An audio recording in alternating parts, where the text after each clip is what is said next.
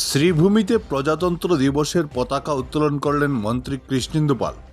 সকাল 9টায় জাতীয় পতাকা উত্তোলন করে 15 আইপিআর ব্যাটালিয়ন, শ্রীভূমি জেলা পুলিশ, সিআরপিএফ জওয়ান, কমান্ডো গৃহরক্ষী বাহিনী, ভারত স্কাউট গাইড ও গাইডসের NCC junior senior cadet school কলেজের ছাত্রছাত্রীদের সম্মিলিত কুচকাওয়াজে অভিবাদন গ্রহণ করেন মন্ত্রী।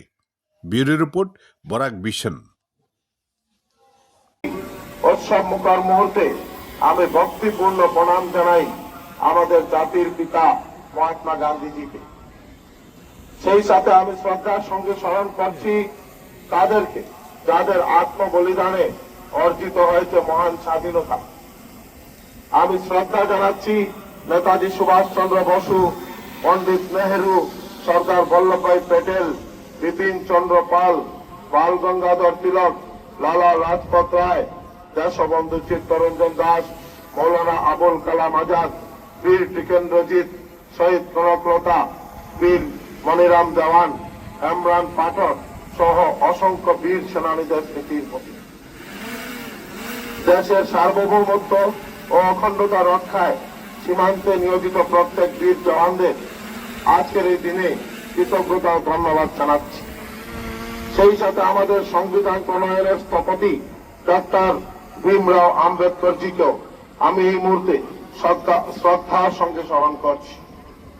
বন্ধুগণ, দেশ স্বাধীনতার ৭৯ বছর পূর্ণ করেছে এবং সমগ্র দেশের সাথে সংগতি রেখে বিকশিত ভারত সংকল্প যাত্রার অধীনে বিভিন্ন সরকারি সুবিধা জনগণের কাছে পৌঁছে দেওয়া হচ্ছে, যার ফলে অনেক জনগণ উপকৃত হচ্ছে এবং আগামী দিনেও উপকৃত হবেন।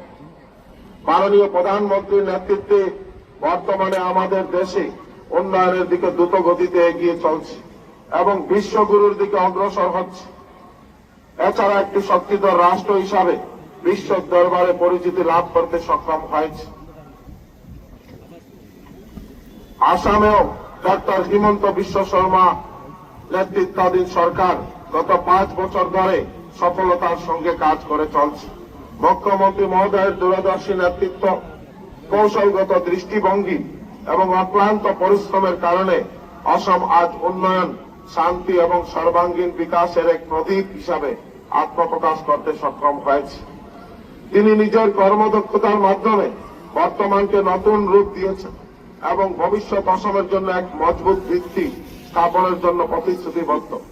হিমন্ত বিশ্ব শর্মা মহাশয়ের নেতৃত্বাধীন সরকার আসামকে দেশের 5টি উন্নত রাজ্যের মধ্যে একটি রাজ্য হিসাবে গড়ে তোলার লক্ষ্যে কাজ করে চলছে।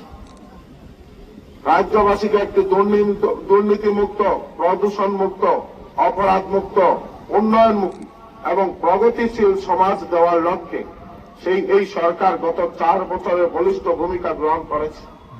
রাজ্যে ড্রাগস, ভূমাফিয়া, সিন্ডিকেটের বিরুদ্ধে ম্যারাথন অভিযান অব্যাহত রয়েছে।